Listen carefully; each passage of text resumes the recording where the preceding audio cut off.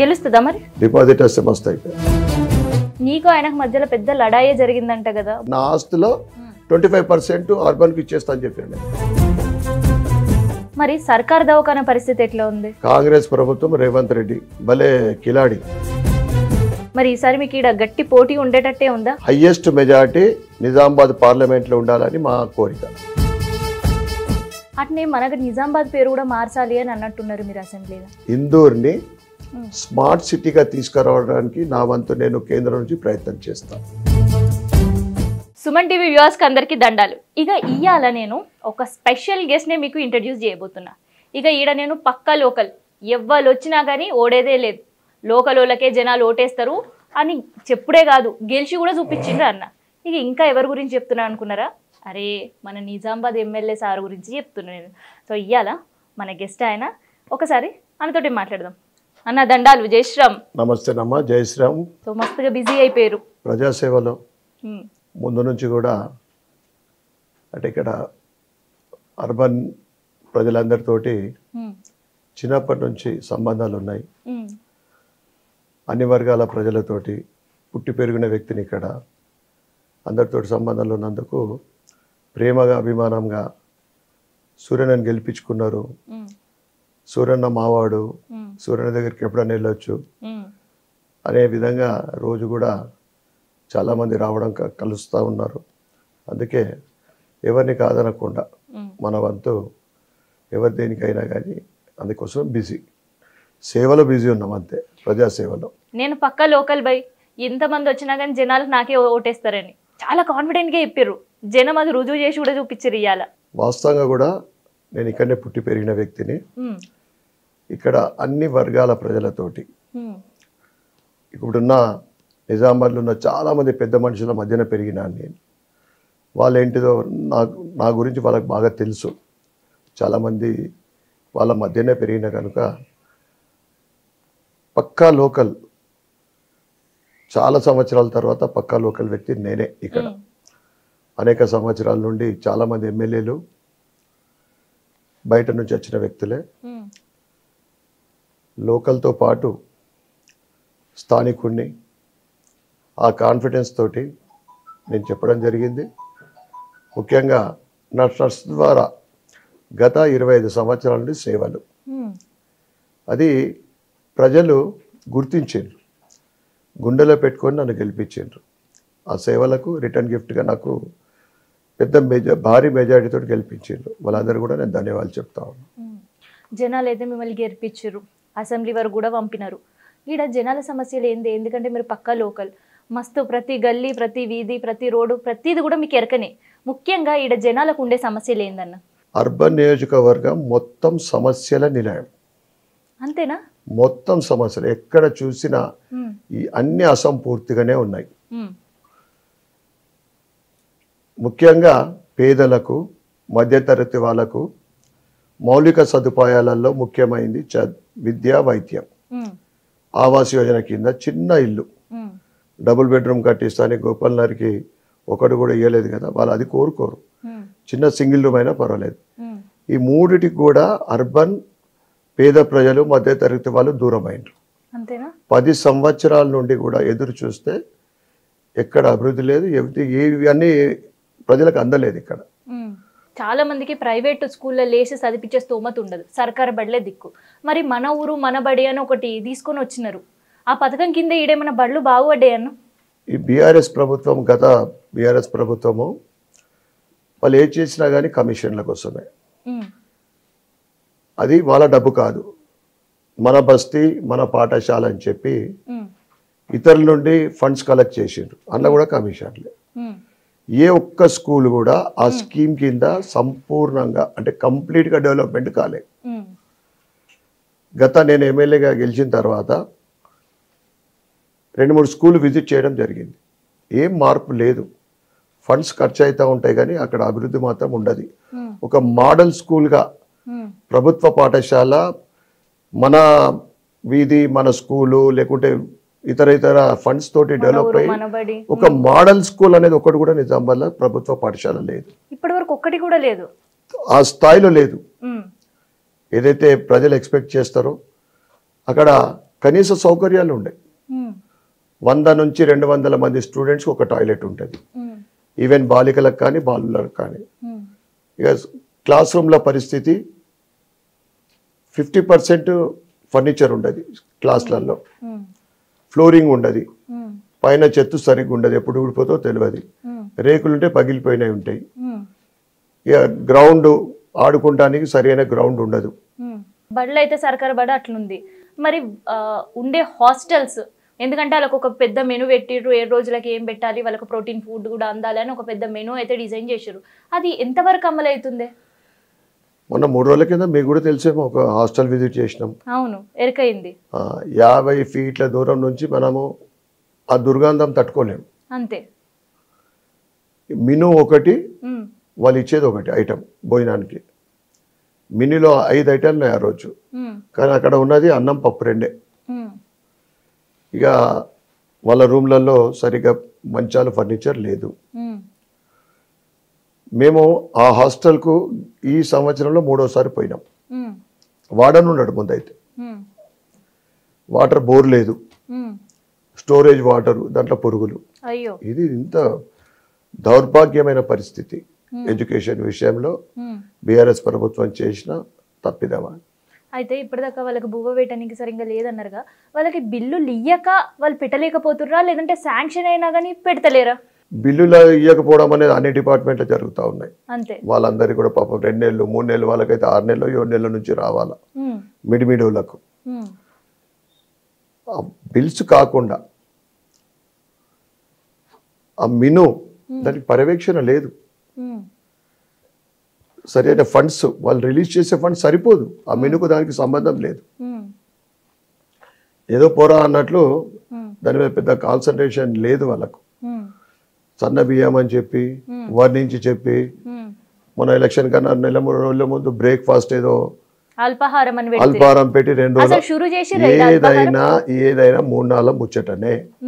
ఇది పరిస్థితి నిజామాబాద్ స్కూల్లది. కానీ హాస్టల్ల పరిస్థితి ఈ విధంగా ఉంది. మళ్ళీ యూనివర్సిటీ పరిస్థితి ఎట్లా ఉంది? యూనివర్సిటీ నేను అసెంబ్లీలో కూడా చెప్పడం జరిగింది, స్టాఫ్ సరిగ్గా లేరు. లేడీస్ సుమారు 800 మంది అనుకుంటా, హాస్టల్ ఒకటే ఉంది. ఇక్కడ ఒక్కొక్క రూమ్లో 10 నుంచి 15 మంది స్టూడెంట్స్. ఆడిటోరియం లేదు సరిగ్గా. ఇది తెలంగాణ ప్రభుత్వం తెలంగాణ పేరు పెట్టుకొని ఇలా నిజామాబాద్ జిల్లాలో ఉన్న తెలంగాణ యూనివర్సిటీ పరిస్థితి అది. సరైన స్టాఫ్ లేదు, సరైన హాస్టళ్లకు సరిపోయేంత హాస్టళ్ళు లేవు. ప్రతి యూనివర్సిటీలో ఇంజనీరింగ్ కాలేజ్ ఉంటుంది, ఇక్కడ ప్రభుత్వ ఇంజనీరింగ్ కాలేజీ లేదు నిజామాబాద్ జిల్లాలో. అంటే ప్రైవేట్ వాళ్ళ దారాదత్తం చేసిండ్రు ఆ బీఆర్ఎస్ వాళ్ళంతా. ప్రైవేట్దే ఏ యూనివర్సిటీలో అయినా కానీ ఇంజనీరింగ్ కాలేజ్ ఉంటుంది, ఇక్కడ లేదు. ఇది పరిస్థితి. మరి ఇన్ని సమస్యలు ఉన్నాయి కదా, మొన్న అసెంబ్లీ పోయారు కదని, మరి పోయినప్పుడు అక్కడ ఏం రిప్రజెంట్ చేసారు? మరి ఇళ్ళ కోసం ఏమన్నా జనాల తరఫున రికమెండ్ చేసిండ్రా? అన్ని చెప్పిన సమస్యల విషయంలో, మౌలిక సదుపాయాల విషయం చెప్పిన, డబుల్ బెడ్రూమ్లు 8.5-9 సంవత్సరాల నుంచి ఎదురు చూస్తున్నారని చెప్పిన.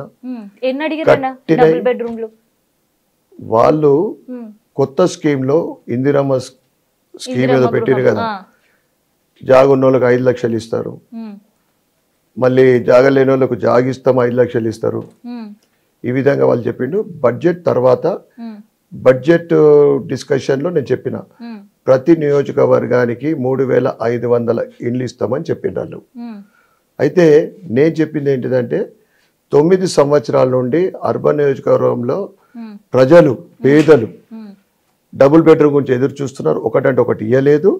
అందుకే మాకు 7,000 శాంక్షన్ చేయాలని నేను ప్రభుత్వాన్ని స్పీకర్ ద్వారా కోరిన. మరి చూడాలా ఇప్పుడు ఈ డబుల్ బెడ్రూమ్లు కట్టిన దాని విషయంలో నేను కలెక్టర్ గారికి మొదటి నుంచి నేను మెమోరాండం ఇస్తా ఉన్నా. ఆ కట్టిన ఇళ్లకు ఏదైతే నిజామాబాద్లో డబుల్ బెడ్రూమ్లది ఇది రిపోర్ట్ ఒక్కసారి మీకు చెప్తానండి. 2,330 ఇండ్లకు పర్మిషన్ వచ్చిందంటే, పర్మిషన్ మీన్ ఆవాస్ యోజన కింద కేంద్రం నుండి ప్రతి ఇంటికి 2.6 2,60,000 రూపాయలు ప్రతి డబుల్ బెడ్రూమ్ ఆవాస్ యోజన కింద వచ్చింది. అప్పుడు కేసీఆర్ ఏమన్నాడంటే మాకు సింగిల్ బెడ్రూమ్ కాదు మాది ధనిక రాష్ట్రం. బిడ్డ అల్లుడు వస్తే ఇంకొక రూమ్ కావాలా, ఈ చిన్న చిన్న రూమ్లు ఉంటే పడుకుంటే తలకాయ బయటకు వస్తుంది, లేదో కాళ్ళు బయటకు వస్తాయని వర్ణించి చెప్పి, కిచెన్లో ప్లాట్ఫామ్ ఉంటుంది, ఖాళీ జాగా ఉంటుంది, మేకలు గొర్రెలు ఇవి కట్టుకునొచ్చు అని చెప్పి 9 సంవత్సరాలలో ఒకటంటే ఒకటి ఇవ్వలేని దౌర్భాగ్య పరిస్థితి. అయితే కేంద్రం నుంచి 2330 డబ్బులు వచ్చినాయి అర్బన్కు. వీళ్ళు కంప్లీట్ చేసి లెక్కలిస్తే ఎన్ని వేలని ఇవ్వడానికి కేంద్ర ప్రభుత్వం సిద్ధంగా ఉంది. ఎందుకంటే దేశవ్యాప్తంగా 4 కోట్ల ఇండ్లు ఆవాస్ యోజన కింద ఇండ్లు కట్టించి డెలివరీ ఇవ్వడం జరిగింది మహిళలకు. దాంట్లో 70% మహిళలకే, దాంట్లో మళ్ళీ 60,000 ఇండ్లు మైనార్టీలకు కూడా ఇవ్వడం జరిగింది. 4 కోట్లు ఇచ్చి మళ్ళీ ప్రాసెసింగ్ నిరంతర ప్రక్రియ, అది నిర్మాణం చేస్తూనే ఉంటారు, ఇస్తూనే ఉంటారు. 2330 శాంక్షన్ అయితే 396 ఏదైతే నాగారంలో మనం చెప్తా ఉంటాం 400 అవి నిర్మాణమై కనీసం 3 సంవత్సరాలు అయింది. 3 సంవత్సరాలు అయినాక ఎందుకు ఇవ్వలేదు అని మేము అనేక సార్లు మాజీ ఎమ్మెల్యే బిగాల గణేష్ గుప్తా గారిని అడిగినాము. మేము పెద్ద ధర్నా కూడా తీసినాము. డబుల్ బెడ్రూమ్లు మీరు ఇవ్వాలి, కట్టినవి కూడా ఇవ్వాలని చెప్పి ఒక 1.5 year బ్యాక్ కలెక్టర్ గారికి మెమోరాండం కూడా ఇచ్చినాం. సమాధానం లేదు. 396 కట్టి ఇవాళ శిథిలావస్థకు చేరుతా ఉన్నాయి. ఒక్కటి కూడా ముందే చెప్తా, ఒక్కటి కూడా ఇవ్వలేదు. అంత దౌర్భాగ్య పరిస్థితి, అంత అసమర్థత ఎమ్మెల్యే, మాజీ ఎమ్మెల్యే. 396 కట్టి ఇవాళ డోర్లు పిక్కపోతా ఉన్నారు, వైర్లు పిక్కుతున్నారు, ట్యాప్లు ఇవన్నీ. అసలు దాని పరిస్థితి ఏంటిదని నేను ఎమ్మెల్యేగా గెలిచిన తర్వాత కలెక్టర్ గారితో నేను మాట్లాడితే అవన్నీ కూడా డ్రా చేసిందని చెప్పిండు. మరియు చాలా ఆశ్చర్యకరమైన విషయం, డ్రా ఎవరికి తీసి ఎక్కడికి ఎవరి మధ్యన తీసిండ్రు, మరి ఇది పబ్లిక్ మధ్యన దానికి ఒక నామ్స్ ఉంటాయి. ఏ పర్సెంట్ ఎస్సీ వాళ్ళకి ఎంత పర్సెంటేజ్, మైనార్టీలకు ఎంత, ఓబీసీలకు ఎంత, ఇవన్నీ ఉంటాయి. ఇవన్నీ కూడా నామ్స్ తుంగలో తొక్కి ఒక్క వర్గానికి చెందిన వారికే ఈ 396 48% ఇచ్చిండ్రు. ఈ 48% ఎవరు అని అంటే మ్యాక్సిమంగా ఆ టీఆర్ఎస్ కార్యకర్తలు లేదా వాళ్ళతోటి కమిషన్లు తీసుకొని కొన్ని సందర్భాలలో. అరే ఉట్టి ముఖ్యానికి ఇచ్చే కమిషన్లు కూడా దొబ్బిన మరి అందుకోసం ఇవ్వలేకపోయాడు కదా. అది తేనె తట్టు ముడితే ఆ తేనె కరు, ఆ తేనె తట్టు అన్ని మన మీదకి వస్తాయని దాన్ని అందుకోసమే అట్లా పెండింగ్ అయిపోయింది. మరి 396 ఒక వర్గానికి 48%. ఇంకొకటి ఆశ్చర్యకరమైన విషయం ఏంటిదంటే ఇండ్లున్న వాళ్ళకు శాంక్షన్ అయినాయి, ఒక ఫ్యామిలీకి 2 కూడా అయినాయి. ఇష్టారాజ్యం. మేము 1.25 lakhs దానికి రిపేరింగ్స్ కోసం శాంక్షన్ అయింది ఉంది, స్పెషల్ ఫండ్. అవి తొందరగా రిలీజ్ చేయాలని మేము రిలీజ్ చేసి 400 మళ్ళీ డ్రా తీసి పబ్లిక్ మధ్యన ఏదైనా కమ్యూనిటీ హాల్లో చేసి డ్రా తీసి ఇవ్వాలని లెటర్ ఇస్తే ప్రభుత్వం నుంచి ఏంటిదంటే స్పెషల్ ఫండ్లు అన్నీ కూడా ఆపేసినాము. సుమారు 350 కోట్ల నిజామాబాద్ జిల్లాలో స్పెషల్ ఫండ్, దాంట్లో ఇది ఒకటి 1.25 lakhs చాలా ఉన్నాయి స్పెషల్ ఫండ్లకు శాంక్షన్ అయినాయి, ఆపేసిండ్రు. ఇది కాంగ్రెస్ ప్రభుత్వం పనితీరు. మళ్ళా అన్న నువ్వు జర గుసగాలంటే ఒక ముచ్చట అడుగుతాను నేను. ఇప్పుడు మాజీ ఎమ్మెల్యే బిగాల గణేష్ గుప్తా అని పేరు చెప్పినావు కదా, నాకు ఒకటి యాదకొచ్చింది. నీకు ఆయనకు మధ్యలో పెద్ద లడాయే జరిగిందంట కదా భూ కబ్జాకు సంబంధించి. లడాయి కాదు, మేము ఎప్పుడైనా కానీ ఆయనకు ప్రశ్నిస్తూ ఉన్నాం. ఆయన అవినీతి మీద మేము వేలెత్తి చూపెడతా ఉన్నాం. మీరు అవినీతి ఏదైతే అండర్ గ్రౌండ్ డ్రైనేజ్ కానీ, రోడ్ల విషయము, డివైడర్లు 1500 కోట్ల ఖర్చు అయిందని ఆయన అనేక సార్లు చెప్పిండు. ఖర్చు చేసినాం ప్రభుత్వం అభివృద్ధి కోసం. ఏది 10 సంవత్సరాలలో మీరు దేని మీద ఖర్చు పెట్టిండ్రు, దేనికి అభివృద్ధికి, దేనికి శ్వేతపత్రం విడుదల చేయాలని మేము అనేక సార్లు అడిగితే ఒక్కదానికి కూడా సమాధానం రాలే. ఫ్రస్ట్రేషన్లో ఆయన ఒక సవాల్ విసిరిండు. ఒక ల్యాండ్ నీకు ఉన్నది, అది టెంపుల్ ల్యాండ్, మరి ఏ విధంగా నువ్వు తీసుకున్నావు అని అంటే నేను ఆయనకు మళ్ళీ ప్రతి సవాల్ విసిరిన. దాంట్లో నాకు ఒక గజమన్నా ఉంటే, నాకు ఉంటే దానికి 10 ఏదైతే 10 కాదు, కొన్ని నా ప్రాపర్టీ, నా ఆస్తిలో 25% అర్బన్కి ఇచ్చేస్తా అని చెప్పాను నేను. నాకు సంబంధం లేదు. ఆయన ఏదో ఫ్రస్ట్రేషన్లో మనం అడుగుతూ ఉంటే జవాబులు చెప్పలేక ఆయన ఆ విధంగా ఆ క్వశ్చన్ ఇది తర్వాత క్లోజ్ డౌన్ అయింది. మేము బహిరంగంగా చర్చకు వద్దాం కంటేశ్వర టెంపుల్ ముంగట అంటే నోటీస్ పంపించి ఎలక్షన్ ఇది 144 సెక్షన్ ఉందని సమాధానం ఏమున్నది. ఆయన ఏదైతే క్వశ్చన్ దానికి ఆల్రెడీ నేను జవాబు చెప్పిన. దాంట్లో నా ప్రమేయం ఏమన్నా ఉంటే మీరు చెప్పిన ప్రాపర్టీ నా ప్రమేయం ఉంటే నాదేమన్నా ఉంటే ఐఎమ్ రెడీ టు దేనికంటే దానికి రెడీ అని చెప్పిన నేను. ఈ సమాధానము పోలీసుల ద్వారా నోటీస్ పంపించిండు. అయితే ఇప్పుడు మన కాడ బడ్లు గుడ్ల గురించి చెప్తిరి, మరి సర్కార్ దవాఖాన పరిస్థితి ఎట్లా ఉంది? సర్కార్ దవాఖాన పరిస్థితి ఎందుకంటే మాకు జీతాలు లేవని చెప్పి వాళ్ళు నిన్న మొన్న కూడా రోడ్లెక్కి ధర్నా చేయాల్సిన పరిస్థితి. అంటే అవుట్ సోర్సింగ్ వాళ్ళు ధర్నాలు చేస్తున్నారు. కానీ ఇప్పుడు కాంగ్రెస్ ప్రభుత్వం రేవంత్ రెడ్డి భలే కిలాడి. ఎలక్షన్లు ఉన్నాయి కదా, పార్లమెంట్ ఎలక్షన్లు, కొన్ని డిపార్ట్మెంట్లలో ఉద్యోగాలు ఇస్తూ ఉన్నాడు. మరి దాంట్లో ఈ హెల్త్ డిపార్ట్మెంట్లో స్టాఫ్ నర్సెస్ కొంతమంది అపాయింట్ చేసిండ్రు, కొంతమంది డాక్టర్లు కూడా చేసి నేను అసెంబ్లీలో చాలామంది కొత్త ఎమ్మెల్యేలకు అవకాశం ఇచ్చినప్పుడు ప్రతిపక్షంలో ఉన్న అంటే మా బీజేపీ వాళ్ళ 8 మంది కూడా మాట్లాడినప్పుడు మౌలిక సదుపాయాల విషయమే మాట్లాడాం గట్టిగా, హెల్త్ విషయము స్కూళ్ళ విషయం. మరి దానికి స్పందించి వారు హెల్త్ డిపార్ట్మెంట్లో కొన్ని అపాయింట్మెంట్లు చేస్తూ ఉన్నారు, చాలా సంతోషం. కానీ సరిపోతుంది, అక్కడ చాలా సమస్యలు. నేను అసెంబ్లీలో కూడా చెప్పిన ఎక్విప్మెంట్ సరిగా ఉండయి, ఉన్న 10 లిఫ్ట్లలో 1-2 పనిచేస్తాయి. మేము సూపరింటెండెంట్ గారికి ఒక సడన్ విజిట్ చేసినప్పుడు అడిగితే అన్ని సమస్యలు చెప్తుంది ఆమె. ఇంతకుముందు మేము హెల్త్ డిపార్ట్మెంట్కు గవర్నమెంట్కు మేము లెటర్ రాసినాం, ఇంతవరకు ఏం లేదని చెప్తారు. అంతేగాని అంటే నిజామాబాద్ జిల్లా కేంద్రంలో అతిపెద్ద హాస్పిటల్, కానీ సరైన స్టాఫ్ లేకపోవడం, సరైన డాక్టర్లు ఉండరు, అవుట్సోర్సింగ్ డాక్టర్లు, 1 గంట తర్వాత హాస్పిటల్ అంతా ఖాళీ అవుతూ ఉంటుంది. ఈ విధంగా మేము ప్రభుత్వాన్ని ప్రశ్నించినాం, వాళ్ళన్నీ కూడా ఫుల్ఫిల్ చేస్తారని ఎక్స్పెక్ట్ చేస్తూ ఉన్నాం. 750 బెడ్లది 1000 బెడ్లు చేయాలని కూడా డిమాండ్ చేసినాం, ఎందుకంటే సరిపోతలేదు, అది కూడా చేయాలని మేము ప్రభుత్వాన్ని డిమాండ్ చేసినాం. ఇప్పుడు ఉన్నోళ్ళే మాకు జీతాలు ఇస్తలేరని చెప్పి రోడ్లు ఎక్కుతున్నారు దవాఖానాలలో, ఇంకొకరేమో పిల్లలకు అన్నం పెట్టండి రా బాబు అంటే మాకు బిల్లులు వస్తలే మేమేం చేయలేము అప్పుల పాలవుతున్నామని ఇంకొంతమంది మొత్తుకుంటున్నారు. మరి కాంగ్రెస్ ప్రభుత్వం ఏమో 6 గ్యారెంటీలు అంటుంది, అది పాసిబుల్ అయ్యే పరిస్థితి ఉందా రాష్ట్ర ఖజానాకి? కాంగ్రెస్ ప్రభుత్వము గద్దెనెక్కగానే 6 గ్యారెంటీల విషయంలో 2 అమలు పరిచింది. ఏది? మహాలక్ష్మి స్కీమ్ కింద ఉచితంగా మహిళలకు బస్సు, అదొకటి నడుస్తూ ఉంది. నడుస్తుందంటే మహిళల సంఖ్య ప్రయాణం ఎక్కువైంది, పురుషులకు స్థలాలు దొరుకుతలేవు, ఇది పరిస్థితి. మరి కొత్త బస్సులు అయితే కొత్త బస్సులు లేవు ఇంతవరకు,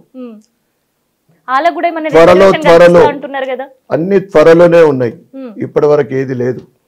6 గ్యారెంటీలు 100 రోజుల్లో అమలు చేస్తామని చెప్తున్నారు. అది ఆయుష్మాన్ భారత్ ఏదైతే రాజు ఆరోగ్యశ్రీ అనేది 10 లక్షల రూపాయలు, ఈ రెండుట్లో అది రెండవది.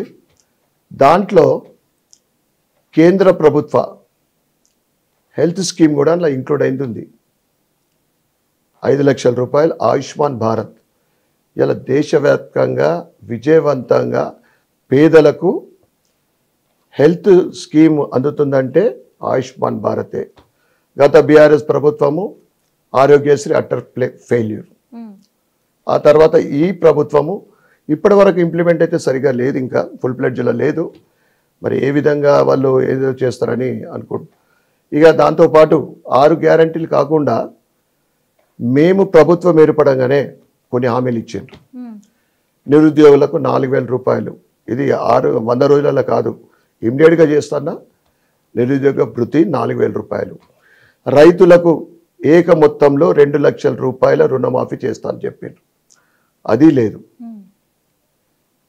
ఈ విధంగా 100 రోజులు కాకుండా అనేక హామీలు వీళ్ళు చేసిండ్రు, అమలు చేయాలని మేము అసెంబ్లీలో కూడా మేము గొంతెత్తి మాట్లాడినాం. ఈ 6 గ్యారెంటీలు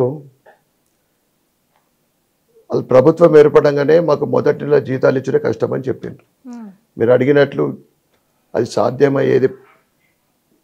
వాళ్ళు ఇచ్చిన హామీలు అయితే 413 హామీలు చేయాలనే మేము కోరుకుంటా ఉన్నాం. మరి ఇంకొక వైపు అసెంబ్లీ సమావేశంలో ఫైనాన్స్ మీద, పవర్ మీద, ఇరిగేషన్ మీద ప్రజెంటేషన్ అంటే వైట్ పేపర్ రిలీజ్ చేయడం జరిగింది. దాని మీద చర్చ జరిగింది. ఈ చర్చ జరిగినప్పుడల్లా అసంపూర్తిగా వీళ్ళు కాంగ్రెస్ ప్రభుత్వం బీఆర్ఎస్ ప్రభుత్వం చేసిన పన్నుల గురించి వీళ్ళు మాట్లాడితే వీళ్ళు ఒకరికొకరికి అంటే కాంగ్రెస్ బీఆర్ఎస్ ఒకటే, ఇద్దరు తోడు దొంగలే ఒక విధంగా చెప్పాలంటే. మాటలు అనుకోవడానికే తప్ప అక్కడ వాళ్ళ ఫైనల్గా వాళ్ళు ఏం చేస్తారో క్లారిటీ లేదు ఇప్పటిదాకా. ఇక రేవంత్ రెడ్డి గారు అనేక సమావేశాలు చెప్తా ఉన్నాడు, ఇప్పటి తెలంగాణలో ఉన్న పార్లమెంటు 17 సీట్లు గెలవాలా, కేంద్రంలో కాంగ్రెస్ ప్రభుత్వం వస్తే ఇక 6 గ్యారెంటీలు అమలు చేయడానికి సాధ్యమవుతుంది అని అన్నాడు. ఈ 17 సీట్లు రావడము, కేంద్రంలో కాంగ్రెస్ ప్రభుత్వం ఏరడము సాధ్యమేనా? అవి అసాధ్యము. ఇండైరెక్ట్గా ప్రజలకు చెప్తా ఉన్నాడు ఇవి కూడా మాకు సాధ్యం కావనేది చెప్పకనే చెప్పినట్లు అయిపోయింది. అది మీరేమో బీఆర్ఎస్ కాంగ్రెస్ ఒకటే అంటున్నారు, వాళ్ళేమో బీజేపీ బీఆర్ఎస్ ఒకటే అని అంటున్నారు. ఎక్కడ బీజేపీ కామారెడ్డిలో ఇద్దరు సీఎంలు, ఎగ్జిస్టింగ్ సీఎం కేసీఆర్కు కాబోయే సీఎం రేవంత్ రెడ్డి గారిని ఓడగొట్టిన ఘనత బీజేపీకి. ఎట్లయితుంది ఒకటి చెప్పండి. ఇద్దరిని ఓడగొట్టిన పార్టీ కేవలం బీజేపీ. కాంగ్రెసు బీఆర్ఎస్ ఒకటే. ఎందుకంటే కాళేశ్వరం మీద వీళ్ళు మరి సిబిసిఐ వీళ్ళది ఎంక్వైరీ చేయమని మేము డిమాండ్ చేస్తే సమాధానం లేదు. మరి రేవంత్ రెడ్డి గారు ఎలక్షన్ క్యాంపెయిన్లో ప్రచారం చేసినప్పుడు దీని మీద విచారణ చేపిస్తాము, 1,25,000 కోట్లది ఇవాళ పగుళ్ళు వచ్చినాయి, ఇలా అన్నారం కానీ, సుంకిల్ల కానీ, కాళేశ్వరం కానీ ఇవన్నీ కూడా పనికి రాకుండా అవుతున్నాయి, 1,00,000 కోట్ల వృధా ప్రజల డబ్బు వృధా అయిందని చెప్పి దీని మీద మేము ఎంక్వైరీ చేస్తామని చెప్పి ఇప్పుడు ఆ మాటనే తీస్తలేరు. వాళ్ళిద్దరు ఒకటి. ప్రచారంలో సుమన్ అనుకుంటా ఒక ఎమ్మెల్యే, ఆయన అరే కాంగ్రెస్ వాళ్ళంతా మనోళ్ళే బీఆర్ఎస్ వాళ్ళు చెప్పిన మాట, జరా వాళ్ళ గురించి ఎక్కువ మాట్లాడుకుని ఏం చేయకూడదు అని చెప్తున్నారు. మనకు పోటీ బీజేపీ, వాళ్ళు చెప్పిన మాటలే ఇవన్నీ కూడా. అందుకే బీజేపీ లోన్ మొన్న అసెంబ్లీలో కూడా సింగిల్గా పోటీ చేసింది, పార్లమెంట్లో కూడా ఇప్పుడు సింగిల్గానే పోటీ చేస్తుంది. దేశంలో అందరూ అన్ని పార్టీలు ఏకమైన సింగిల్ లయన్ నరేంద్ర మోడీ గారు. సింగిల్ సింహం అంటారు. సింగిల్ సింహమే మరి. మళ్ళీ మీకు ఇప్పుడు ప్రధాన ప్రతిపక్షం ఎవరు? కాంగ్రెసా బీఆర్ఎస్? ఎందుకంటే బీఆర్ఎస్ చెల్లని రూపాయి అంతేనా, అయిపోయింది, దాని పని అయిపోయింది. ఈ పార్లమెంట్ ఎలక్షన్ తర్వాత పతకే ఉన్నది, అయిపోయింది. ఇప్పుడు అంతా ఖాళీ అయిపోతా ఉన్నది రోజు. మాకు ప్రధానంగా ప్రతిపక్షం కాంగ్రెస్ తోటి పోటీ. మరి ఈసారి మీకు ఇక్కడ గట్టి పోటీ ఉండేటట్టే ఉందా? గట్టి పోటీ అనేది కాదు, మేము ఇక్కడ 100కు 100% గెలుస్తూ ఉన్నాం. పెద్ద మెజార్టీ తోటి గెలవాలని మేము ప్రయత్నం చేస్తూ ఉన్నాం. తెలంగాణలో ఈ 17 సీట్లల్లో హైయెస్ట్ మెజార్టీ నిజామాబాద్ పార్లమెంట్లో ఉండాలని మా కోరిక. పోయినట్టయితే అందరికీ ఒకటే, ప్రతిపక్షానికైనా పోటీ చేసేటోళ్ళకైనా ఎవరికైనా కానీ పసుపు కూడా అంశమే ఒకటి పట్టుకున్నారు తోకోలే. ఈ నుంచి పార్లమెంట్ వరకు పోయింది. రైతులు కూడా మస్తు గరమై వాళ్ళు కూడా దిగిండ్రు రంగంలోకి. మరి ఈ ఏడాది ఎట్లుండబోతుంది అంటారే? అరవింద్ ధర్మపురి గారు ఎంపీ అయిన తర్వాత 35 సంవత్సరాల రైతుల కళ పసుపు బోర్డు అది నెరవేరింది. షార్ట్లీ తన ఆఫీస్ కూడా ప్రారంభం కాబోతుంది నిజామాబాద్లో. కేంద్రీయ విద్యాలయం వచ్చింది నిజామాబాద్లో, ప్రారంభమైంది. బోధనలో కూడా నెక్స్ట్ ఇయర్ స్టార్ట్ అవుతుంది. అనేక సంవత్సరాల నుండి రైల్వే ఓవర్ బ్రిడ్జ్లు పెండింగ్, మాధవ్ నగర్ది 25-30 సంవత్సరాలు పెండింగ్, అది షార్ట్లీ కాబోతూ ఉంది, కంప్లీట్ అవుతుంది అది. అదేవిధంగా అర్సాపల్లిలో 140 కోట్లు శాంక్షన్ అయింది, ప్యూర్లీ సెంట్రల్ ఫండ్స్ తోటి. దాని భూమి పూజ కూడా జరిగింది. ఈ విధంగా ఓవరాల్గా రోడ్స్ విషయం అయితే అద్భుతమైన, అంటే పార్లమెంట్లో కేంద్ర ప్రభుత్వ స్కీమ్స్ వందలాది వేలాది లక్షల కోట్ల అభివృద్ధి పార్లమెంట్లో జరిగింది. కనీసం 1,00,000 కోట్ల రోడ్లు కానీ, ఆవాస్ యోజన కింద ఇళ్ళు అయితే ఇవ్వలేదు కానీ డబ్బు ఇచ్చారు వాళ్ళు. అదేవిధంగా ఇప్పుడు మనం చూస్తూ ఉన్నాం, ఫ్రీ రేషన్, ఉజ్వల్ యోజన కింద గ్యాస్ కనెక్షన్లు, ముద్రా లోన్లు, స్ట్రీట్ వెండర్స్ లోన్స్, ఈ విధంగా ప్రజలకు డైరెక్ట్గా కేంద్రం నుంచి స్కీమ్స్ అందుతూ ఉన్నాయి. కనుక ప్రజలందరూ కూడా భారతీయ జనతా పార్టీ వైపు చూస్తూ ఉన్నారు. ప్రజలందరూ కూడా ఒకటే అనుకుంటున్నారు, ధర్మం నిలబడాలన్నా, ధర్మం అభివృద్ధి చెందాలన్నా భారతీయ జనతా పార్టీ. ఎందుకంటే ఇవాళ నిజంగా చెప్పాలంటే పార్లమెంట్ ఎలక్షన్లు ధర్మం అధర్మం దీని మధ్య జరుగుతూ ఉంది. ఎందుకంటే భారతీయ జనతా పార్టీ ఇవాళ అయోధ్యలో 22 జనవరి రోజున మనం చూసినాం, మోడీ గారు ఉన్నారనే రాముడు వచ్చిండు, లేకుంటే రాముడు వచ్చేవాడు కాదు. 500 సంవత్సరాల నిరీక్షణ అది. ఈ విధంగా మళ్ళీ కాశీలో కూడా జ్ఞానవాపి దర్శనం చేసుకుంటున్నారు భక్తులు. శ్రీకృష్ణుడు లైన్లో ఉన్నాడు మథురలో. మొన్ననే మనము గుజరాత్లో మోడీ గారు అండర్ వాటర్, ఆయన కూడా సిద్ధంగా ఉన్నాడు పైకి రావడానికి. అంటే ఈ విధంగా ఇది మన ధర్మం, హిందూ ధర్మం. ప్రపంచంలో అతి ప్రాచీనమైన మన సంస్కృతి సాంప్రదాయం, ప్రపంచంలో అనేక మందికి ఆదర్శం ఇది. భారతదేశ సంస్కృతి పటిష్టంగా ఉంటే ఇతర దేశాలు మేము కూడా బాగుంటాం అని ప్రపంచంలో అనేక మంది నమ్ముతున్నారు. దాంట్లో అరబ్ కంట్రీస్ కూడా ఉన్నాయి. కనుక ధర్మం అధర్మం మధ్య నడుస్తూ ఉంది, నీతి అవినీతి. ఎందుకంటే 10 సంవత్సరాలు నరేంద్ర మోడీకి పరిపాలనలో ఒక అవినీతి లేకుండా, ఒక స్కామ్ లేకుండా 10 సంవత్సరాలు విజయవంతంగా అన్ని రంగాలలో ఇన్ఫ్రాస్ట్రక్చర్ పరుగెడుతూ ఉంది. 60 సంవత్సరాల కాంగ్రెస్ పరిపాలన ఒకవైపు అయితే, ఈ 10 సంవత్సరాల భారతీయ జనతా పార్టీ నరేంద్ర మోడీ గారి ఆధ్వర్యంలో భారతదేశ అభివృద్ధి 2 నుంచి 3 ఇంతలు. 60 సంవత్సరాలు ఎంత జరిగింది దానికి 2-3 టైమ్స్ ఎక్కువ మనం చూస్తూ ఉన్నాం. అవును, రామయ్య గుడి కట్టినాక అందరూ పోయి అయోధ్యకు దర్శనం చేసుకుంటున్నారు, అది మంచిగా ఉంది. కాకపోతే మరి ఎందుకు ఎంఎస్పీ కోసం రైతుల ఆందోళనలు మళ్ళీ ఇంకా కొనసాగే పరిస్థితికి వచ్చింది? ఇదంతా కూడా మనం సోషల్ మీడియాలో చూస్తూ ఉన్నాం. నిజమైన రైతులు కొద్దిగా మంది అయితే ఈ ఉన్నారు కదా ఎగేస్ట్ వాళ్ళు, మంచిని జీర్ణించుకోలేని వాళ్ళు. ఇప్పుడు కాంగ్రెస్ వాళ్ళకి ఏంటిది, బురద చల్లాలి కదా బీజేపీ మీద, లేకుంటే వాళ్ళ కార్యకర్తలు ఏం చేస్తలేనట్లు ఉంటుంది కదా. వాళ్ళు ఏ రైతులు ఉండొచ్చు కొద్దిమంది, దాంట్లో రకరకాల గ్రూపులు తయారైనాయి. కొందరు అంటారు పాకిస్తాన్కి వెళ్ళి వచ్చిన వాళ్ళు కూడా ఉన్నారు, టెర్రరిస్టులు ఉన్నారు, మిగతా రకరకాల మనుషులు దాంట్లో జాయిన్ అయిపోయి, అంటే వాళ్ళ విలాసవంతమైన వాళ్ళ భోజనాలు ఆ డ్రింక్ అవి చూస్తూ ఉంటే మళ్ళీ అది రైతులై ఉండి వాళ్ళు ఎన్ని రోజులైనా చేయడానికి సిద్ధంగా ఉన్నారు. ఇంతకుముందు కూడా ఎలక్షన్లు వచ్చినప్పుడు యాద కష్టాలకు, గతంలో కూడా అప్పుడే అదే పీరియడ్లో చేసిండు వాళ్ళు. కానీ ఇది నరేంద్ర మోడీ గారికి ఏమాత్రం ఫిర్ ఎక్ బార్ నరేంద్ర మోడీ సర్కార్, ఇస్ బార్ 400 పార్, ఇవి 2 గ్యారెంటీలు అయితే ఓకే. రామయ్యని దర్శనం చేసుకోనికి ఇందూరుకి వెళ్ళి కూడా ఒక ట్రైన్ పోతుంది. 2 ట్రైన్లు అయినాయి మేడం. ఫస్ట్ ట్రైన్ 3 వారాల క్రితం వెళ్ళింది. వెళ్ళొచ్చిన వాళ్ళు మా జీవితం ధన్యమైంది, మేము మా జీవితంలో మర్చిపోలేం, మేము ఎన్ని లక్షలు ఖర్చు పెట్టినా ఇంత మంచి మా ప్రయాణం కానీ అక్కడ భగవంతుడి దర్శనం కానీ కాదు మాకు జీవితంలో అని. నిన్ననే మళ్ళీ నిన్న అంటే 2 days బ్యాక్ సెకండ్ ట్రైన్ వెళ్ళింది. ఇప్పుడు చాలా మందిగా డిమాండ్ చేస్తూ ఉన్నారు, మేము వెళ్తాం అని. అవును, నేను అదే అడగబోతున్నాను. ఎందుకంటే చాలా మందికి ఒకపారైనా పోయి రామయ్య దర్శనం చేసుకొని రావాలా అనే కోరిక ఉంది. కానీ తొలుత మాత్రం అప్పుడు వెళ్ళిన కరసేవకులకు కానీ ఆర్ఎస్ఎస్ వాళ్ళకి కానీ వీళ్ళకైతే అవకాశం ఇస్తూనే ఉన్నారు. ఇక సామాన్యులకు ఎప్పుడు పడుతుంది ట్రైను? ఇది పర్టికులర్లీ బీజేపీ కార్యకర్తలకనో, ఎందుకంటే ఫస్ట్ ప్రిఫరెన్స్ కరసేవకులకు అనేది ఇచ్చారు. ఎందుకంటే వాళ్ళ కుటుంబాలను కోల్పోయారు అడిపోయి, వాళ్ళకైతే ఫస్ట్ అవకాశం ఇచ్చారు, అది మంచిదే.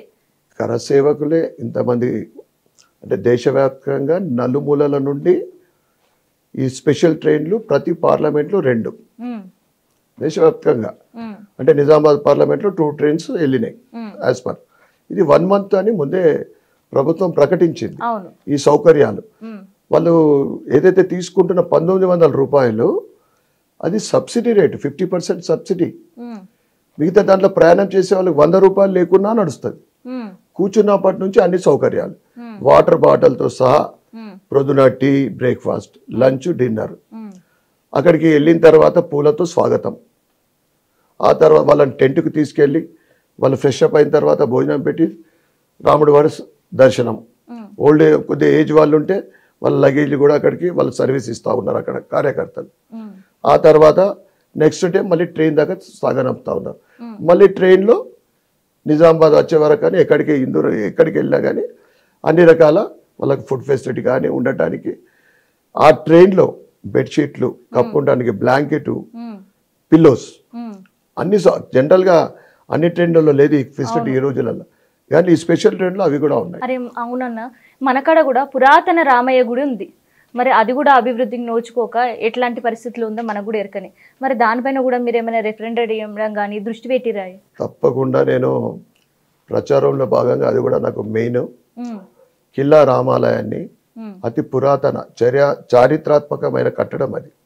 శివాజీ మహారాజ్ పీరియడ్లో వారి గురువు గారు రామదాస్ గారు నిర్మాణం చేసి దాంట్లో అనేక మంది అంటే తెలంగాణ కోసం కానీ దేశం కోసం కానీ పోరాడిన మహామౌలు ఆ జైల్లో ఉన్నవాళ్ళు.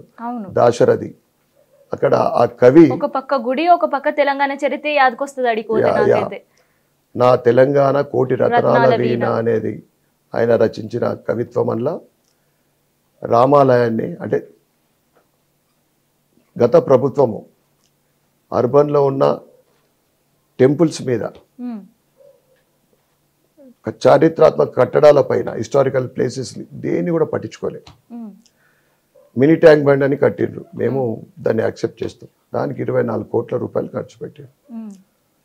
పక్కకున్న రామాలయం గురించి అసలు పట్టించుకోలేదు.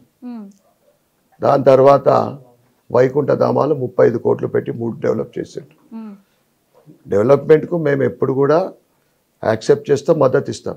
35 కోట్లు. ఆ 3 కాకుండా మిగతా శ్మశాన వాటికలో కనీస సౌకర్యాలు లేవు. కొన్నిట్ల వాటర్ ఉన్నాయి, కొన్నిట్ల కాంపౌండ్ వాల్ లేదు. ఒక దగ్గర ఈ శ్రీదేవి టాకీస్ దగ్గర, దేవి టాకీస్ దగ్గర కనీస సౌకర్యాలు లేని అనేక ఉంటే ఇవన్నీ కూడా దేనికోసం? కేవలం ఎక్కడ కమిషన్ వస్తుందో అండర్ గ్రౌండ్ డ్రైనేజ్ కానీ, మున్సిపల్ అనేక పనులలో కానీ, రోడ్ల విషయం కానీ, ఈ మినీ ట్యాంక్ బండ్ కానీ, ఐటీ హబ్ ఉంది, తర్వాత ఈ వైకుంఠం, అన్నిట్లో కూడా అవినీతే.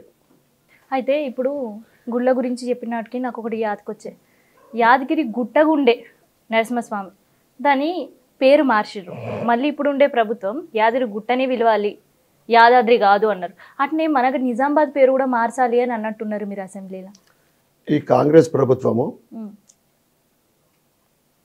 తెలంగాణ తల్లి వేషధారణను మార్చాలని చెప్పింది అసెంబ్లీలో.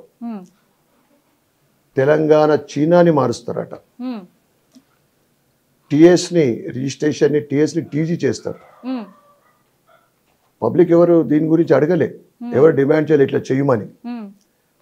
బీఆర్ఎస్ ప్రభుత్వం చీనాలని చెరిపేయాలని వాళ్ళ ఆలోచన. మరి పబ్లిక్ అడగని వాటిని మీరు అమలు చేస్తున్నప్పుడు అనేక దశాబ్దాల నుండి ప్రజల డిమాండ్ ఉంది. హైదరాబాద్ని భాగ్యనగరం చేయాలని, నిజామాబాద్ని ఇందూరు చేయాలని, వరంగల్ని కూడా అదే విధంగా ఓరుగల్లు చేయాలని, ఆదిలాబాద్ని కూడా మహబూబ్ నగర్, ఈ విధంగా అనేక గ్రామాల పేర్లు మార్చాలని. ఎందుకంటే అప్పటి మహమ్మదీల కాలం వాళ్ళు ప్రభుత్వం పరిపాలించి వాళ్ళ పేర్లు పెట్టుకున్నారు. మరి మన ప్రభుత్వం వచ్చింది ప్రజాస్వామ్య ప్రభుత్వము, ప్రజలు ఏది కోరుకుంటే చేయాలి కదా. అందుకోసం నేను అసెంబ్లీలో కూడా ఇది ప్రస్తావన తీసుకొచ్చి అడగడం జరిగింది. తప్పకుండా నిజామాబాద్ పేరుని ఇందూరు మార్చడానికి మేము శాయశక్తుల ప్రయత్నం చేస్తాం, సాధిస్తాం. సో ఇప్పుడు ఉండేది ఎంపీ ఎలక్షన్ టార్గెట్, చాలా సీరియస్ యాక్షన్ ప్లాన్ జరుగుతుంది అని అంటున్నారు. ఎంత సీరియస్ ఉన్నా ప్రజలందరూ మోడీ మోడీ అంటున్నారు. రామమయము 22 జనవరి నుంచి ఈ రోజు కూడా ఒక ప్రోగ్రాంకి వెళ్తే ఆడ రాముడి పేరు మీద ఒక నాటకం, రాముడి పేరు మీద పాట, రాముడి పేరు మీద ఒక సంగీత కచేరీ, ఎక్కడ చూస్తే అక్కడ రామాయణమే, ఎక్కడ చూస్తే అక్కడ జయ శ్రీరామే. అంటే చరిత్ర సృష్టిస్తుంది ఈసారి. 370 370 అది మ్యాజిక్ ఫిగర్. 370 ఆర్టికల్ రద్దు, 370 సీట్స్ రావడం, మళ్ళీ ఎన్డీఏ తోటి కలిపి 400 పార్. ఇవన్నీ కూడా నరేంద్ర మోడీ గారి నోటి నుంచి ఏదైనా వచ్చిందంటే అది 100% పక్కా. ప్రజలు నమ్ముతా ఉన్నారు. మేనిఫెస్టోలో లేని ఎన్నో అమలు చేసే పార్టీ ఏది అంటే బీజేపీ ఒకటే. ఎప్పుడు కూడా దేశ ప్రజల గురించి, దేశం అభివృద్ధి కావాలా, 2047 వరకు భారతదేశం ఒక విశ్వగురువు స్థానం సంపాదించాలని అహర్నిశలు కష్టపడుతున్న నరేంద్ర మోడీ గారు, వారి టీము అద్భుతంగా పరిపాలన చేస్తూ ఉంది. ప్రజలు ఎప్పుడెప్పుడు పార్లమెంట్ ఎలక్షన్ రావాలా, పువ్వు గుర్తు మీద ఓటేయడానికి సిద్ధంగా ఉన్నారు. అన్న, మీరు ఎమ్మెల్యే ఎన్నికల బరిలో దిగినప్పుడు జనాలకు కొన్ని హామీలు ఇచ్చారు. ఒకవైపేమో కాంగ్రెస్ బడ్జెట్ లేదంటున్నారు, వాళ్ళు ఇచ్చిన హామీలేమో అమలు చేసే పరిస్థితి లేదంటున్నారు. మరి మీరు ఇచ్చిన హామీలు ఎట్లా అమలు చేయబోతున్నారు? కేంద్రంలో మళ్ళొకసారి బీజేపీ ప్రభుత్వం పక్కా. నేను ఎన్నికల సమయంలో చెప్పిన, నా జీవితంలో నాకు ఇవ్వడమే తప్ప తీసుకునేది తెలియదు.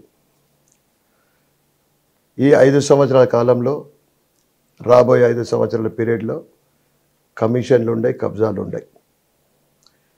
ఏ ఫండ్ వచ్చినా కానీ 100% అభివృద్ధికి ఖర్చు పెడతాం. ఇప్పుడు ఓటాన్ అకౌంట్ బడ్జెట్ వచ్చింది కేంద్ర ప్రభుత్వం, ఎందుకంటే ఎలక్షన్లోనే ఓటాన్ అకౌంట్. మరి స్టేట్ గవర్నమెంట్ కూడా ఓటాన్ అకౌంట్ బడ్జెటే ప్రవేశపెట్టింది. ఫుల్ ఫ్లెడ్జ్ బడ్జెట్ మనకు ఎలక్షన్ తర్వాత ఉంటుంది. తప్పకుండా అప్పుడు మున్సిపల్ గురించి కానీ, ఆర్ఎండ్బి గురించి కానీ ఫండ్స్ రిలీజ్ చేయాలని మేము రోడ్స్ విషయము, స్కూళ్ళ విషయము, ఈ రింగ్ రోడ్ విషయము గడ్కరీ గారికి ఇవ్వడం జరిగింది.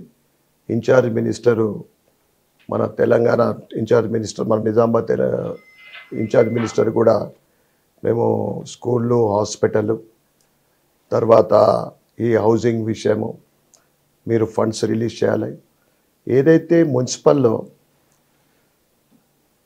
Special fund, general fund, TUF IDC fund, ఇవన్నిటితోటి కూడా ఈ ప్రజల రిక్వైర్మెంట్స్, ముఖ్యంగా ఎక్కడ పోయినా కానీ సమస్యల వల్ల ఏమన్నా కదా, ఏ డివిజన్ పోయినా కానీ రోడ్లు, డ్రైనేజ్ అధ్వానమైన పరిస్థితి. ఇవన్నీ ₹1 పని గత ప్రభుత్వము ప్రతి డివిజన్కు ₹1 కొబ్బరికాయలు కొట్టి పని ప్రారంభించారు. కొన్ని ఏరియాలలో 100% అయిపోయింది, కొన్నిట్లో పార్ట్లీ అయింది, కొన్నిట్లో అసలే స్టార్ట్ కాలే. ముఖ్యంగా అటు బోధన్ బస్ స్టాండ్ అటువైపు మ్యాక్సిమం వర్క్ అయింది. బీఆర్ఎస్ ఉన్న కార్పొరేటర్లలో కొద్దిగా పని అయింది. ఇక బీజేపీ కార్పొరేటర్ల దగ్గర అసలే ప్రారంభం కాలేదు, కొన్ని అక్కడ అయింది. అంటే ఇవన్నీ కూడా ఆపేయమని అడిగిన ఈ కాంగ్రెస్ ప్రభుత్వము ఏం అభివృద్ధి చేస్తుంది? మేము ఫైట్ చేస్తాం. స్పెషల్ ఫండ్గా మీరు 200 కోట్లు మీరు నిజామాబాద్ అర్బన్కు రిలీజ్ చేయాలని మేము డిమాండ్ కూడా చేస్తాం. తప్పకుండా అవి రిలీజ్ అయ్యే వరకు మేము పోరాడతాం. కేంద్రం నుంచి అమృత్ స్కీమ్ కింద ప్రతి సంవత్సరం 100 కోట్లు వస్తాయి డెవలప్మెంట్కు. అది వాటర్ వర్క్స్ కానీ, ఇంకా శానిటేషన్ కానీ. ఈ అమృత్ స్కీమ్తో పాటు భవిష్యత్తులో నిజామాబాద్ని, ఇందూర్ని స్మార్ట్ సిటీగా తీసుకురావడానికి నా వంతు నేను కేంద్రం నుంచి ప్రయత్నం చేస్తాను. స్మార్ట్ సిటీ వస్తే కనీసం సంవత్సరానికి 400-500 కోట్ల ఇక్కడ శాంక్షన్ అవుతుంది. అయితేనే, ఎందుకంటే ఈ రాష్ట్ర ప్రభుత్వం మనకి ఎంత ఇస్తుంది మాకైతే విశ్వాసం లేదు. ఎమ్మెల్సీ మహేష్ కుమార్ గారు మొన్న మాకు పోటీ లేదని చెప్పిండట, ఎక్కడో విన్నా నేను. అది ప్రత్యేకంగా ఇప్పుడుండే అరవింద్ గారు ఉంటే అసలు మాకు పోటీ లేదు, మేమే గెలుచుకొస్తాం ఎంపీ సీట్ అనేది. అరవింద్ గారు పీరియడ్ లో 5 సంవత్సరాల పరిపాలనలో ఎక్కడొక కమిషన్ అనే మాట లేదు, ఎక్కడొక మచ్చ లేదు ఆయన పరిపాలన. ఎప్పుడు జరగనంత, ఎవరు చేయనంత అభివృద్ధి. నేను ఇంతకుముందు చెప్పినట్లు రైల్వే ఓవర్ బ్రిడ్జ్లు కానీ, కేంద్రీయ విద్యాలయం కానీ, రోడ్లు కానీ, ఈ కేంద్ర ప్రభుత్వ స్కీములు ఆయన పార్లమెంట్లో అత్యధికంగా తీసుకొచ్చిన ఘనత ఆయనకు ఉంది. ఎందుకంటే ఆయన తక్కువ మాట్లాడినా కానీ డెవలప్మెంట్ మీద ఎప్పుడు కాన్సన్ట్రేట్ చేస్తాడు. ఇక పసుపు బోర్డు అయితే రైతులకు ఒక వరం 30 సంవత్సరాలు.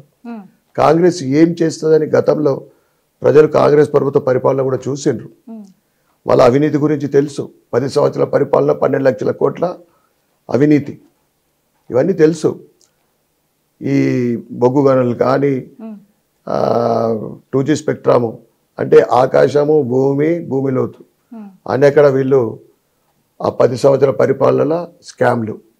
ఒక స్కామ్ లేని బీజేపీని చూస్తే భయపడుతున్నారు వీళ్ళు. అరవింద్ మీద ఈజీగా గెలుస్తాము. అప్పటి ముఖ్యమంత్రి ఉన్నప్పుడే ముఖ్యమంత్రి కూతుర్ని సునాయాసంగా ఓడగొట్టిన క్రెడిట్ ఆయనకున్నది. అది మొత్తం అప్పుడు దేశంలో సంచలనం. ఇప్పుడు అసలు కాంగ్రెస్కు ఇప్పటిదాకా అభ్యర్థే లేడు. ఇప్పుడు ప్రకటించనే లేదు. మల్లగుల్లాలు పడుతూ ఉన్నారు.